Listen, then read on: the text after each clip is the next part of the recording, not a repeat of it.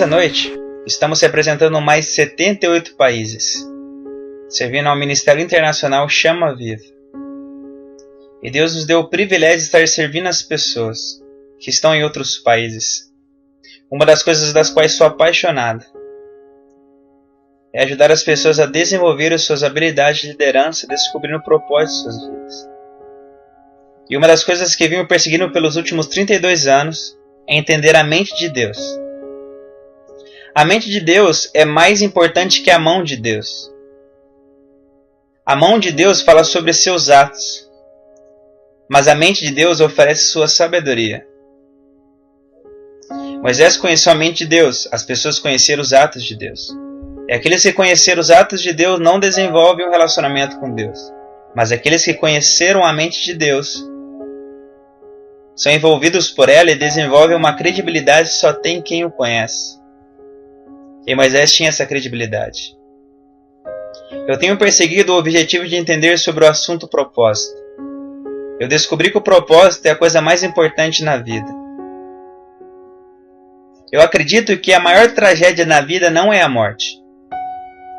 Mas a grande tragédia da vida é uma vida sem propósito.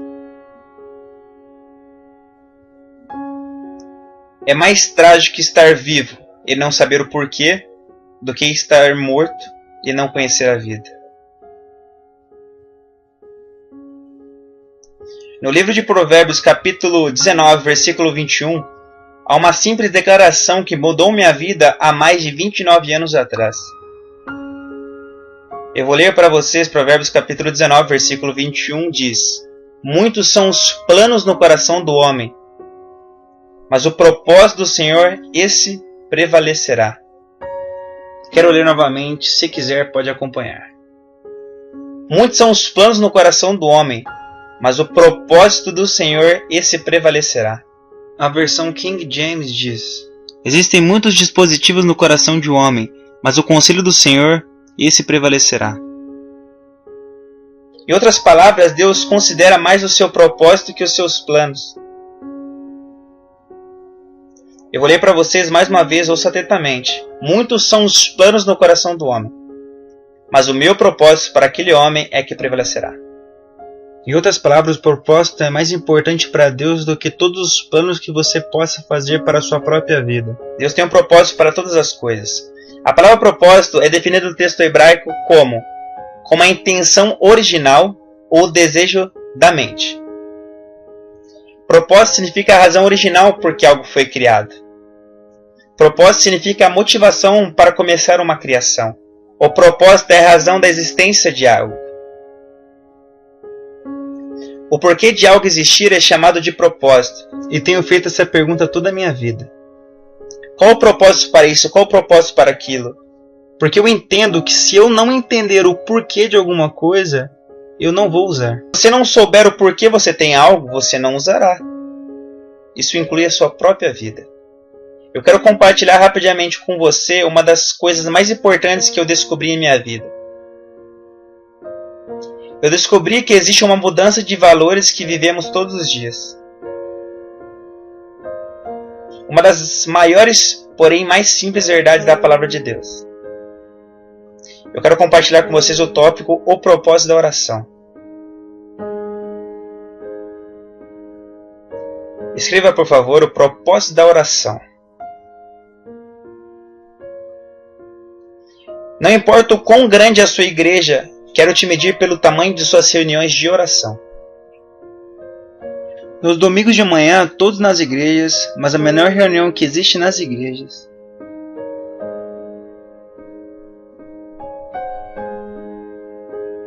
é a reunião de oração.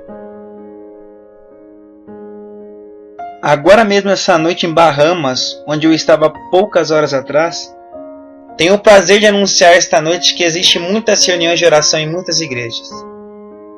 Centenas de pessoas se reúnem toda segunda-feira para orar. Eles estão orando agora mesmo por nós.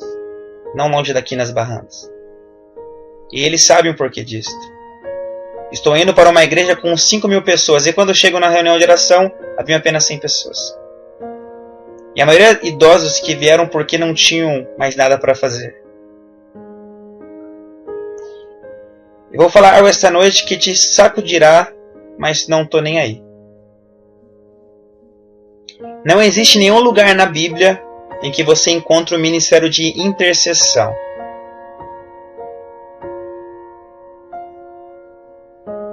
Eu já li este livro 32 vezes e não consegui achar onde Deus criou o ministério de intercessão. Isso não existe na Bíblia. Existem pessoas que intercedem, mas não há ministério de intercessão. Por que estou dizendo isso?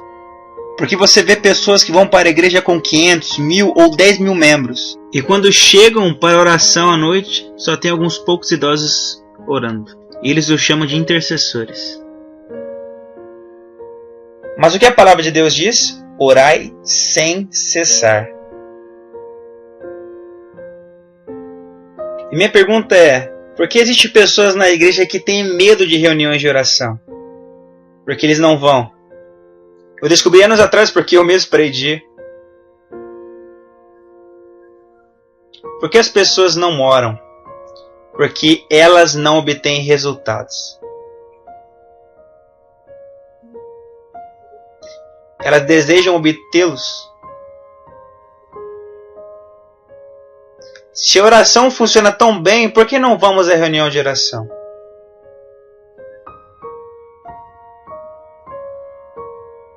Reuniões de oração são normalmente experiências depressivas para a maioria das pessoas, porque elas dependem horas lá e nada acontece, então elas param de ir.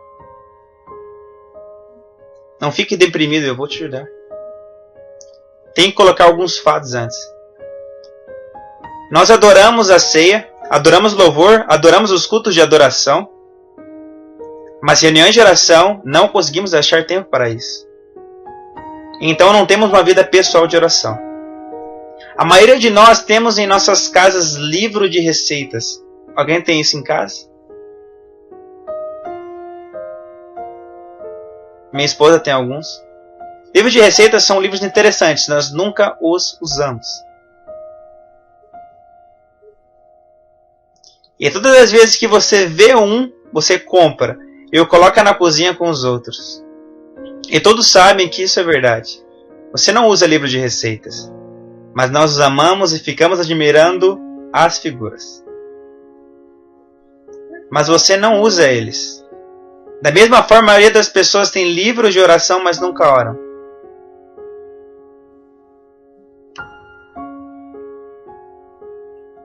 Que tragédia. Por que nós não oramos? Mateus capítulo 6, versículo 5, existe um princípio ensinado por Jesus em relação à oração. Jesus disse, e quando orardes, isto é suficiente. Ele não disse se você orar, mas quando orardes. Ele está falando para os seus discípulos. Quando vocês forem fazer isso, eu espero que façam isso, é natural que façam isso, vocês farão isso.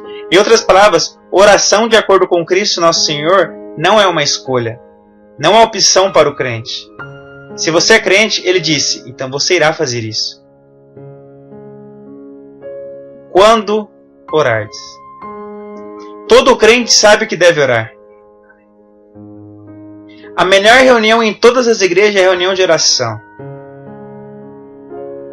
Porque a oração é considerada um remédio contra desastres. Livros de oração são como listas telefônicas. Você as lê e não age.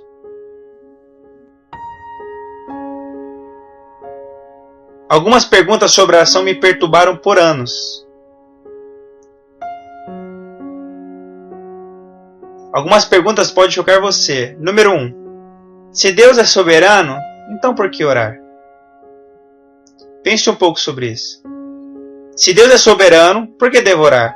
Esta é uma boa pergunta. Se Deus é soberano, Ele pode fazer tudo o que quiser. Então por que devo orar se Deus é soberano? Ele pode fazer qualquer coisa de forma que quiser.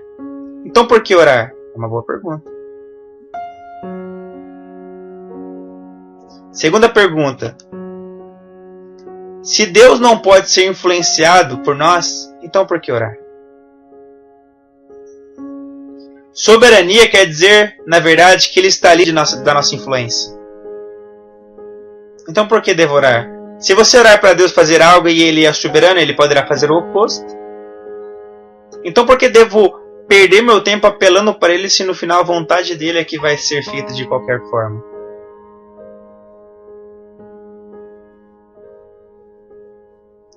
Esta é uma pergunta lógica, mas esta pergunta mexeu comigo. Se Deus não pode ser afetado pelo que nós falamos, Ele é Deus, então para que orar?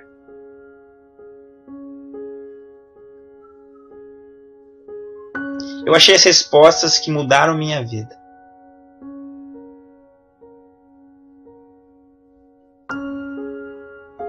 Darei 3 respostas que mudaram minha vida. Número 1. Deus é soberano como a sua palavra. Número 2. Deus está limitado pela sua palavra. E 3. Deus nunca violará a sua palavra. Eu vou repetir. A razão por que oramos é por causa dessas 3 coisas. Número 1. Deus é soberano como a sua palavra. Número 2. Deus está limitado pela sua palavra. E número 3. Deus nunca violará a sua palavra. Por que isso é tão importante? Sempre que Deus fala. Seja o que for que Deus diga, isso virá lei. Não apenas para a criação, mas também vira lei para Deus.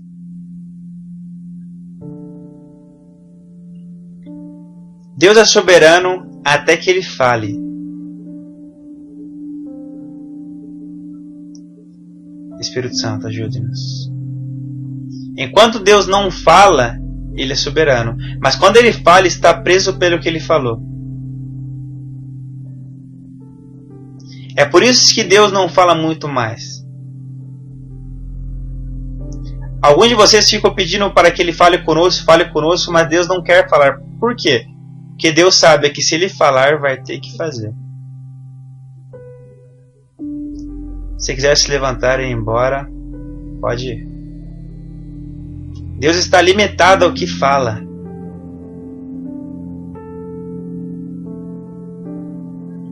Então, quando Deus fala, Ele é soberano, mas está limitado às suas palavras. Por que isso é tão importante para você e para mim? Porque a oração foi criada pelas limitações da palavra de Deus. Oração era uma coisa estranha para mim no Novo Testamento. Abra em Lucas capítulo 11, quando vi isso, minha vida mudou. Lucas capítulo 11. Quando eu leio os evangelhos, como você provavelmente já fez muitas vezes,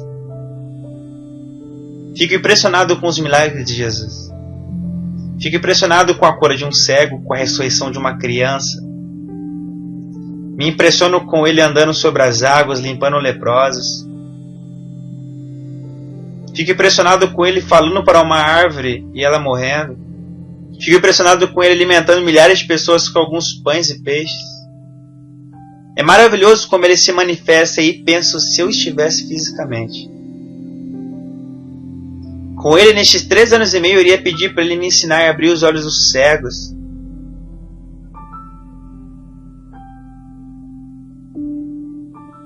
Ensina-me a andar sobre as águas, ensina-me como multiplicar os pães. Ensina-me como limpar os leprosos sem tocá-los. Ensina-me como fazer essas coisas maravilhosas, mas como você sabe, a única coisa que os discípulos pediram para que Ele os ensinasse foi como orar.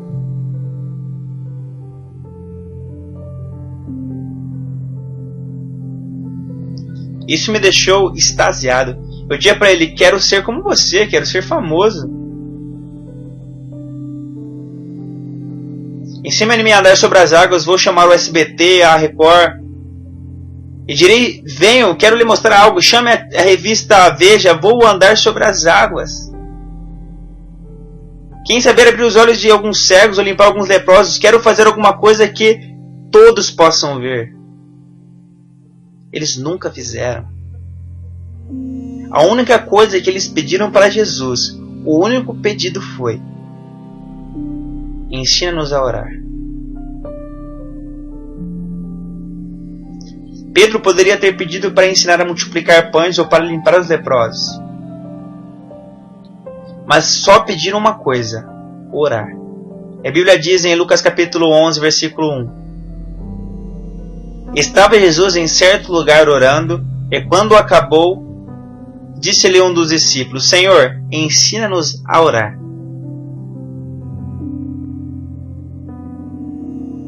Como também João ensinou aos seus discípulos.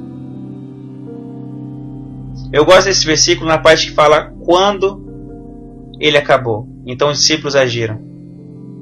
Em outras palavras, eles estavam espiando atrás de alguma moita. Posso fazer uma declaração que vai sacudir sua teologia. Jesus nunca orou com seus discípulos.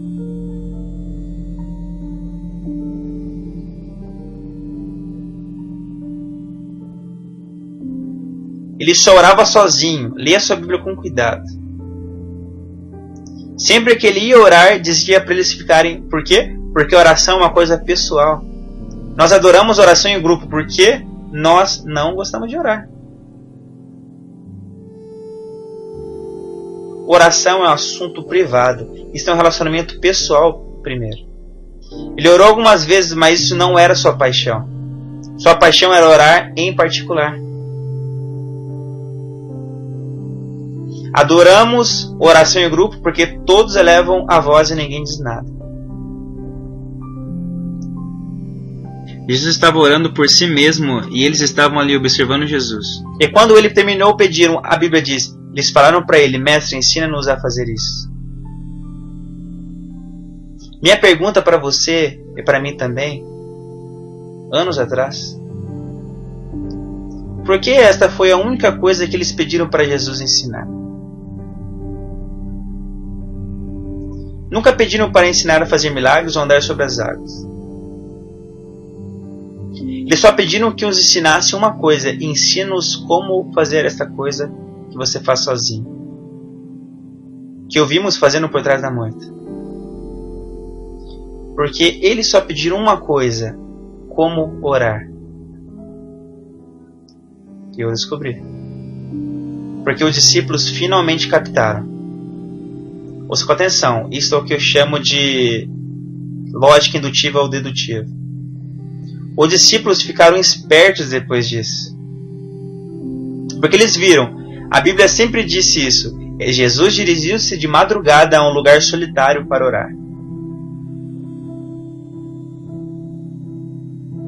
Você já leu isso antes em sua Bíblia?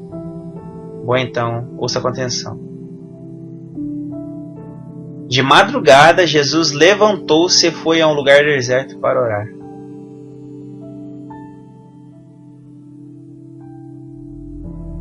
Quando ele fez isso? De madrugada, ainda bem escuro. Mas este horário normalmente não é bem entendido, pois o dia no Oriente Médio começa quando as pessoas vão para a cidade comprar mantimentos. No mercado, o dia pode começar entre as 5 e 4h25 da manhã, é quando o dia começa no Oriente. O dia começa quando o sol nasce. No Oriente, normalmente o sol nasce por volta das 4 horas da manhã. Continue olhando para mim.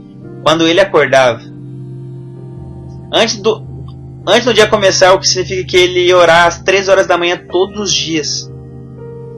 Ele ficava ali até completar toda a sua comunicação. Ele orava pelo menos 3, 4, 5, 6, pelo menos 4 horas de oração toda manhã. E os discípulos ficavam maravilhados. Todas as vezes que acordavam, ele estava fazendo isso. Ele fazia isso toda manhã por horas. E quando ele terminava de orar, dizia: agora vamos à cidade. Então ele descia da montanha, andava pela cidade e ali fazia uma coisa maluca. Andava até um homem cego e perguntava: o que queres que te faça? E o cego dizia: quero chegar. E Jesus dizia ao homem: veja. E os olhos do homem eram abertos numa fração de segundos. Então ia até um homem com lepra e dizia: o que queres que te faça? Quero ficar limpo, dizia o leproso. Seja limpo, dizia Jesus, e ele ficava limpo em uma fração de segundos. E andou até o homem que tinha um filho doente e perguntou: qual o problema? O homem falou que um demônio se apossava dele. E Jesus falou para o demônio sair, e o demônio saiu em uma fração de segundos. E andou a uma outra mulher viúva, cujo filho morrera, e Jesus disse: viva! E o menino viveu numa fração de segundos. E os discípulos, vendo isso, ficaram impressionados. Como pode, em uma fração de segundos, um milagre acontecer? Ele levou 4 horas pela manhã orando.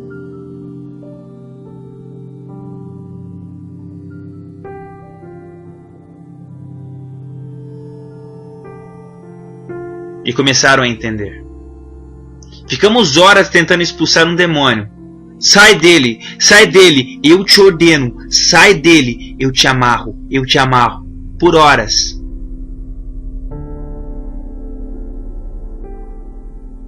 Tentando expulsar o demônio.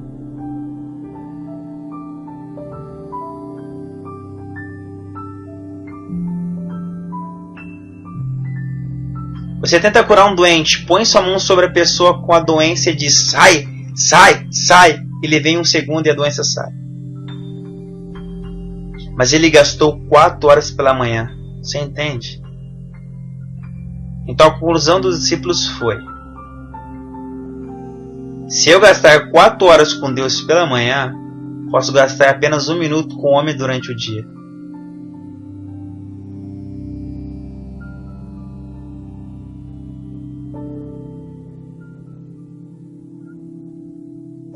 E eles não iam. Sabe o que estamos fazendo? Gastamos 1 minuto com Deus pela manhã e 4 horas tentando resolver um problema durante o dia com os homens.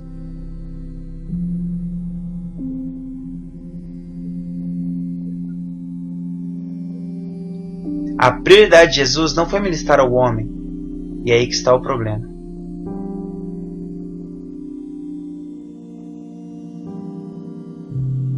Se você fica muito ocupado tentando expulsar demônio e resolver problemas, ou fica o dia todo ministrando aos homens, Deus diz: não gaste tempo comigo primeiro. Tempo em oração não é tempo gasto, e sim tempo investido.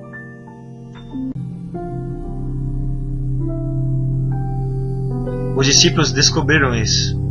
Certa vez havia um jovem cujo filho estava endemoniado. Jesus, eu creio, pensou: deixe que eles mesmos façam isso. Jesus subiu ao monte. A Bíblia diz que Jesus saiu da cidade e subiu ao monte para orar. Eu acredito que estava vendo lá de cima o que estava acontecendo. Querem ver se eles aprenderam a lição. Então o homem trouxe o menino endemoniado e disse: meu filho está terrivelmente endemoniado. E Pedro disse: sem problemas, eu sou pentecostal. E João disse: E Lucas disse: E Tiago disse: vamos pegá-lo. E eles começaram a pelejar com os demônios por horas.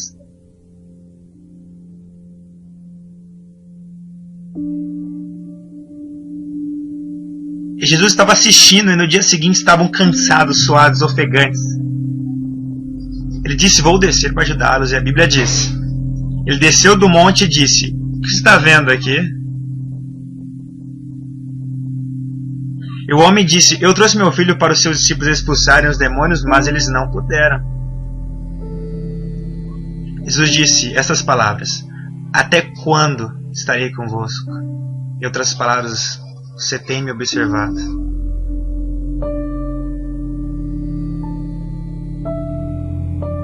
Traga o menino a mim. Saiam. Os demônios saíram. Eles ficaram muito envergonhados. E quantos de nós ficamos tentando expulsar demônios por 10 horas e eles não saem? E a Bíblia fala que durante o jantar chamaram Jesus no canto em particular e disseram: mestre, por que não podemos... Você sabe.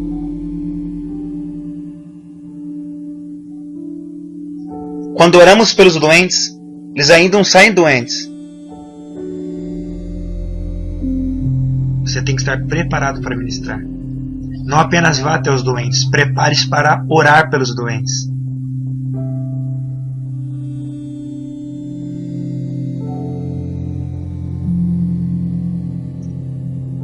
Por que não podemos fazer isso? Ele disse: é simples, esta casta só se expele, não gritando sai. Nem usando o nome de Jesus, Jesus, Jesus, Jesus. Ele disse: esta casta só sai depois que você orar.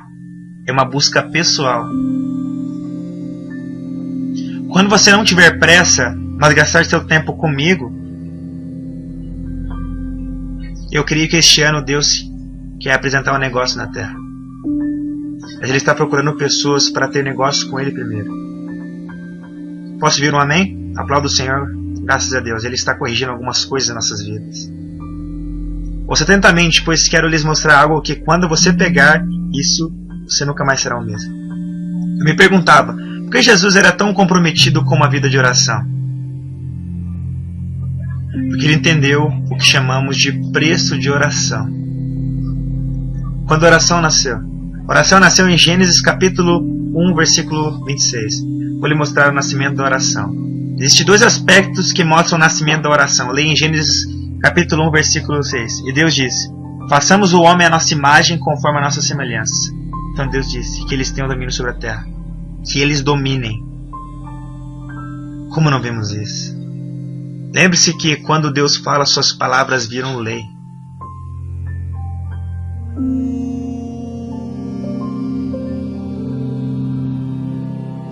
Deus disse que eles dominem sobre os peixes, sobre as aves, sobre as árvores, sobre a terra, sobre tudo que se move sobre a terra.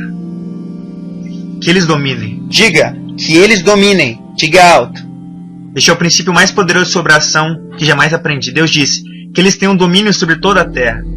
Que eles dominem a terra. Eu preferiria que Deus tivesse dito que nós tenhamos domínio. Se Ele tivesse dito que nós tenhamos domínio, isso incluiria Ele próprio.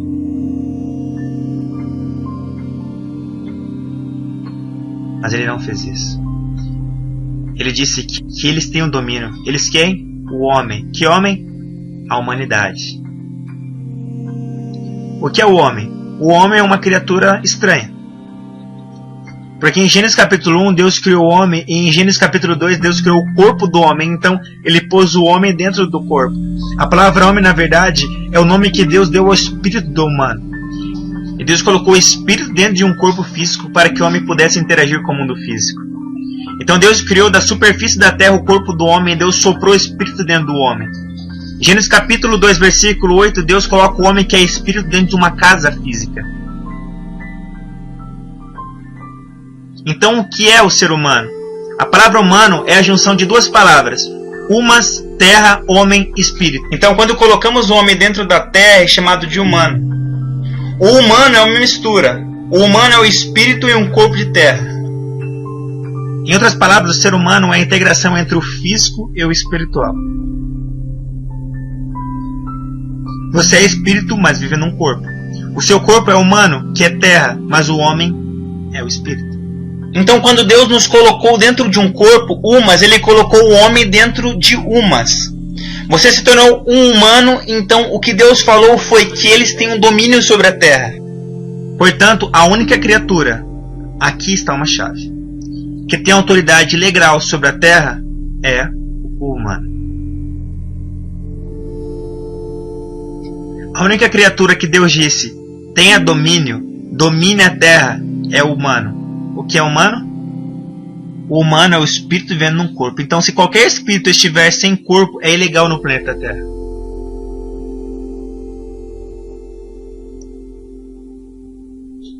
Siga-me com atenção. Portanto, seja o que Deus quiser fazer aqui na Terra, Ele tem que obedecer a sua própria palavra. A Bíblia diz, Deus disse, eu coloco minha palavra acima do meu nome. A palavra hebraica para nome também significa ser. Então, quando Deus disse, coloco minha palavra acima do meu nome, Ele está falando, eu coloco meu nome acima de mim mesmo. Eu não quebro minha palavra, eu não invalido minha própria palavra. O fator principal é que é espantoso como Deus é fiel. Ele mantém a sua palavra não somente por sua causa, mas por causa dele. É por isso que ele disse, seja santo como eu sou santo. Deus nunca invalidará a sua palavra. É por isso que Deus não, ouça com atenção, não pode vir a este planeta sem um corpo.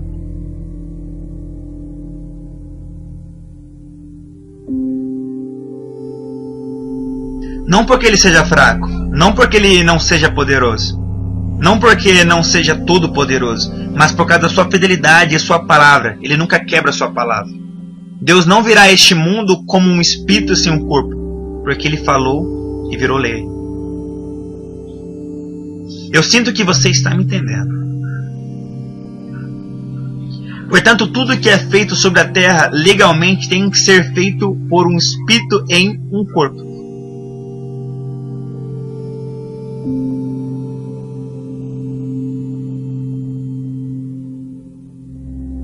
É por isso que quando Eva tomou o fruto, Deus não pôde interferir. Porque Deus é espírito. Eva era mulher fraca. Ele mesmo a tinha criado, mas ele não pode pará-la. Por quê?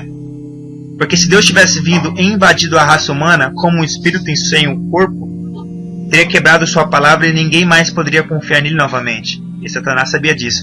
Até mesmo o diabo sabia que para negociar na terra precisaria de um corpo. E não tinha espaço para ele em Adão e Eva.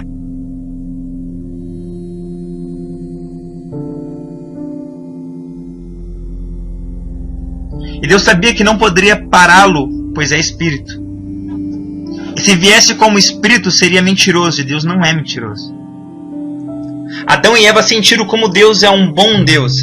Deus disse a Satanás em Gênesis 3,15: Satã, parafraseando, você sabe que não posso vir agora, mas você não ficará livre de mim. Você sabe que mantenho minha palavra. Mas eu te prometo, Lúcifer, eu te prometo que a mesma mulher que você usou para destruir o humano, a mesma mulher eu usarei para vir de forma legal. Eu terei um corpo legal e verei a terra legalmente, esmagarei a sua cabeça legalmente. Isso é uma promessa. O Natal foi necessário por causa da palavra de Deus.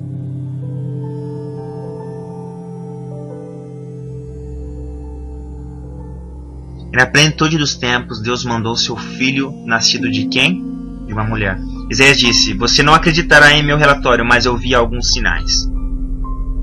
Eu vi uma virgem que conceberá e terá um filho, e o nome do seu filho será Emanuel, que significa Emã, humanidade, El, Elohim. Então Deus foi semeado dentro do homem em um corpo humano. Eu posso até não entender, mas Deus veio aqui legalmente e Ele tem poder legalmente. Grite aleluia. Eu tenho que parar agora só mais um segundo. Então quando Deus veio a Maria, Ele disse: Maria, você é favorecida. Por quê? Quero nascer no seu útero. Por quê? Eu quero ser legal. Aleluia. Maria disse: eis-me aqui, seja feito conforme disseste. E a palavra de Deus falou ao seu útero, e a carne se juntou à palavra, e agora Deus está dentro do útero. Muitos não entendem quão poderoso você é. Porque em Gênesis capítulo 3, versículo 15, Deus falou a Satanás sobre a mulher. Ele disse: a mulher será seu pesadelo.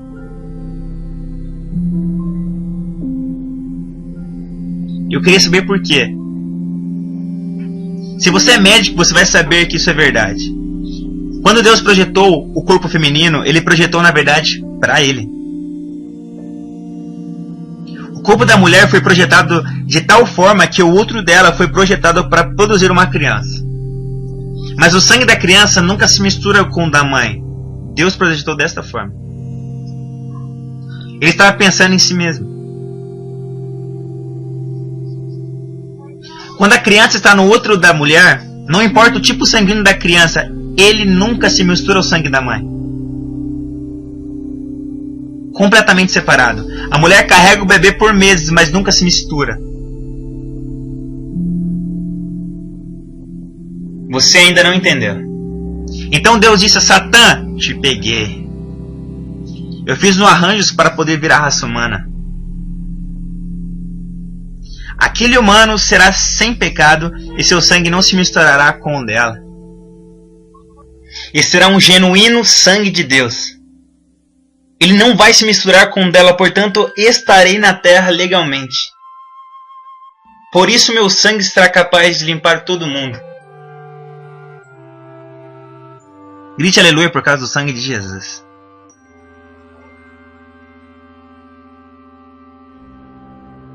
O sangue de Jesus Cristo tem um DNA de Deus.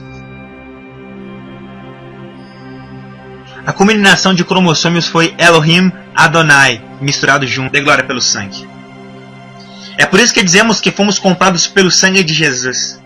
Seu sangue não é o sangue de Maria, mas Maria foi salva pelo sangue que ela carregou. Cristo, aleluia.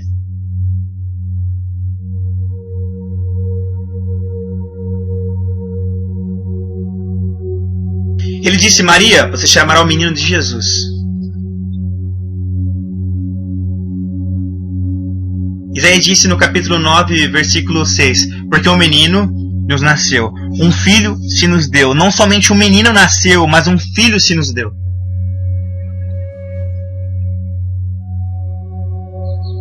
Maria deu o menino e Deus deu o filho. Maria produziu o corpo, Deus deu o espírito. Maria deu a casa, Deus deu o morador. Em outras palavras, Maria foi a mãe de Jesus, mas não a mãe de Cristo. Já estou indo. Jesus é o corpo, Cristo é Deus. É por isso que Jesus é chamado o Cristo, porque Jesus fez Cristo ser legal.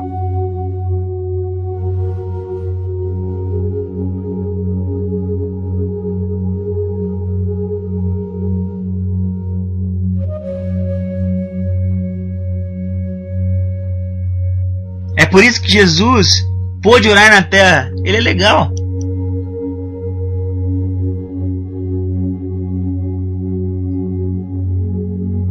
Deus não pode interferir na terra sem o ser humano.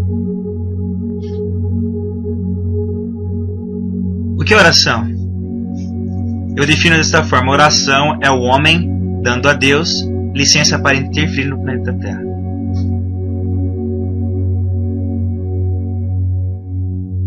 Vou tentar mais uma vez. Eu disse: oração é Deus recebendo licença do homem para interferir no planeta Terra. Se você ler a Bíblia cuidadosamente, existem muitas coisas para vocês. Não consigo encontrar na Bíblia em nenhum lugar onde Deus faz alguma coisa na Terra sem o ser humano. Onde quer que Deus haja na Terra, Ele usa alguém na Terra.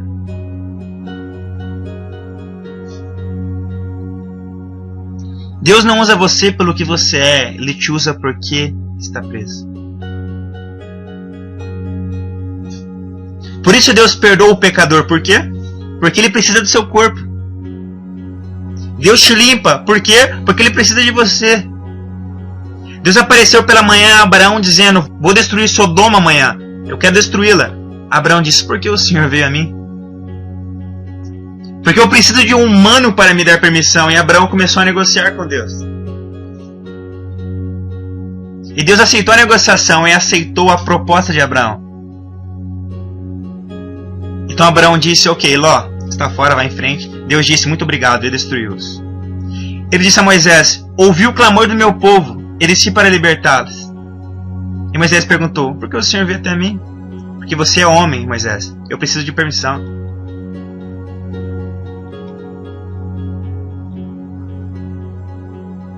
Você pode paralisar Deus. Diga ao seu vizinho: Deus precisa de mim para impactar minha cidade. Diga novamente: Deus precisa de mim para impactar minha cidade.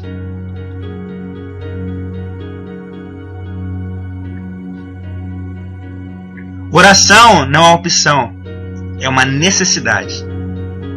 O demônio nos confronta com interferências sobrenaturais, mas a única forma de Deus interferir sobrenaturalmente é usando o humano. E Jesus disse para o homem sempre orar e nunca desanimar. Sim, eu sei que você sabe disso, mas finalmente você entendeu. Jesus disse: eu te dei as chaves do reino.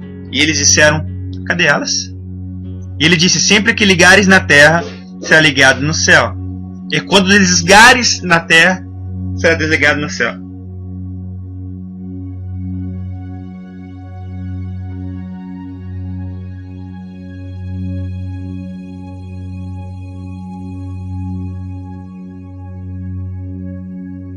Seu corpo é a coisa mais importante para Deus agora. Tudo que você desligar será desligado.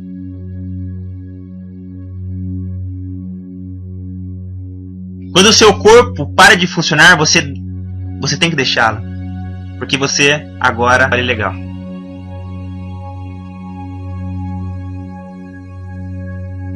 O fabricante Deus é tão comprometido com seu corpo que fornece um programa chamado cura.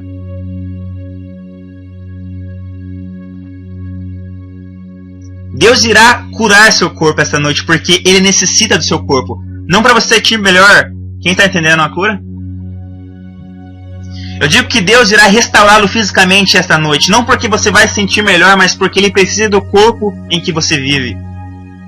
Levante suas mãos e agradeça a Deus, pois Ele te curou pelas suas enfermidades. Por isso muitos não são curados, porque eles querem se sentir melhor. Eles querem se sentir melhor. Mas não oram assim: Senhor, cura-me porque você precisa do meu corpo. Vamos lá, gritem amém. O seu corpo é importante para Deus. Cristo é espírito. Curar enfermos é legal sem um corpo.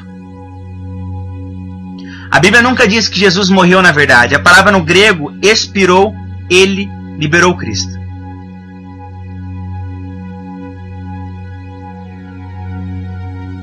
Então Jesus morreu. Cristo nunca morreu, somente Jesus.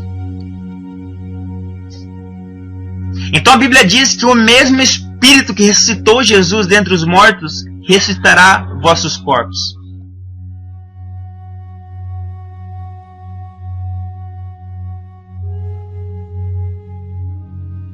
Ouça atentamente. Jesus na cruz morto, então Cristo entra no Genasheol através do Hades. Anda em meio aos demônios das trevas, quebra a porta e vê Lúcifer sentado no trono reinando pelo blefe. Cristo anda até Lúcifer e diz: eu vim pegar algumas coisas. E Lúcifer diz: você não pode vir aqui, você tem que estar morto para descer aqui. Cristo disse: eu estou morto, meu corpo está lá em cima, posso andar aqui embaixo. Lúcifer disse: você não pode vir aqui, somente o pecado pode matar o homem. Cristo disse: aquele corpo lá em cima recebeu todos os pecados do mundo e isso matou ele. Andou até Lúcifer, colocou as mãos no seu cinto, pegou as 3 chaves e conferiu: morte, inferno, abismo. Ele puxou.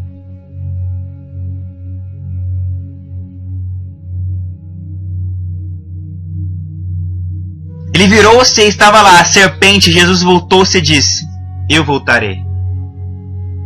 E saiu com as chaves da morte, do inferno e do abismo e arrombou as portas das masmorras.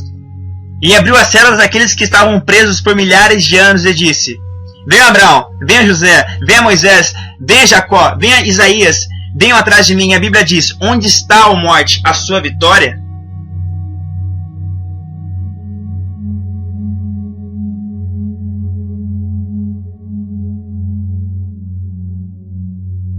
Vamos orar juntos. Eu sinto a unção fluindo neste prédio. Segure a mão do seu vizinho por alguns segundos, feche seus olhos. Tudo que 2 ou mais concordarem sobre a terra será feito.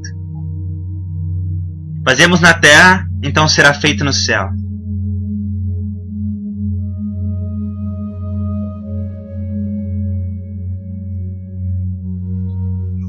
Você tem mais poder do que você pensa que tem.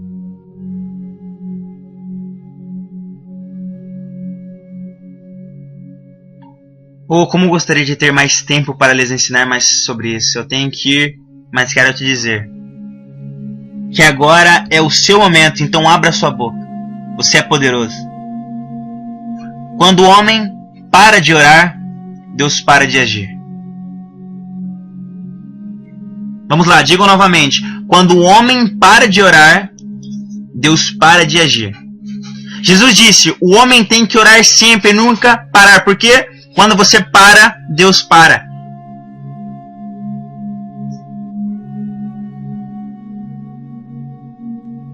Orai sem cessar, porque senão Deus para de trabalhar na terra.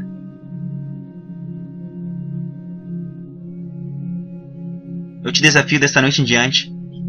Pare de depender de intercessores. Ore você mesmo.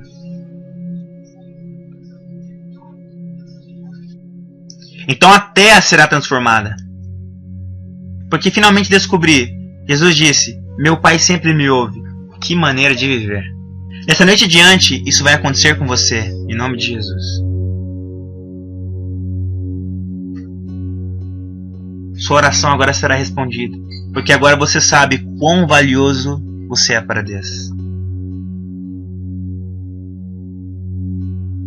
Estou sentindo a unção de Deus neste prédio para orar. Eu quero agora pensar na Escritura para orar por sua cidade agora.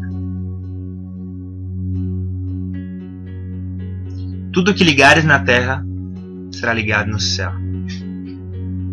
Quero ligar o espírito de violência em sua cidade, prender o espírito de armamento, espírito de corrupção, o espírito de práticas ocultas. Pense agora nos espíritos que estão atuando em sua cidade, os principados. Você tem poder para prendê-los. A Bíblia diz que anjos são espíritos ministradores que trabalham a favor dos que hão de herdar a salvação. Eles estão esperando por suas ordens. Levante suas mãos agora e fale para a sua cidade. Fale para os espíritos que são ilegais, pois não têm corpo. Caiam agora, eles não têm corpo, eles são ilegais. Você tem corpo, você tem poder legal. Então expulsamos todo espírito ilegal. Libertamos nossa cidade de todo principado, de toda potestade, em nome de Jesus. Saiam. Caiam por terra essa noite. Caiam por terra em nome de Jesus.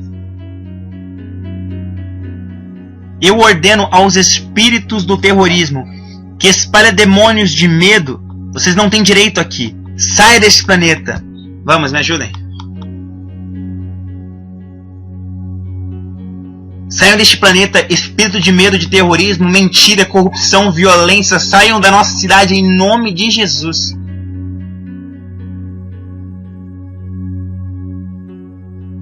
Você tem poder em seu corpo. Você não morrerá. Deus ainda não terminou de usar o seu corpo. Agora levante suas mãos e dê um brado de triunfo. Essa noite está acontecendo algo sobrenatural.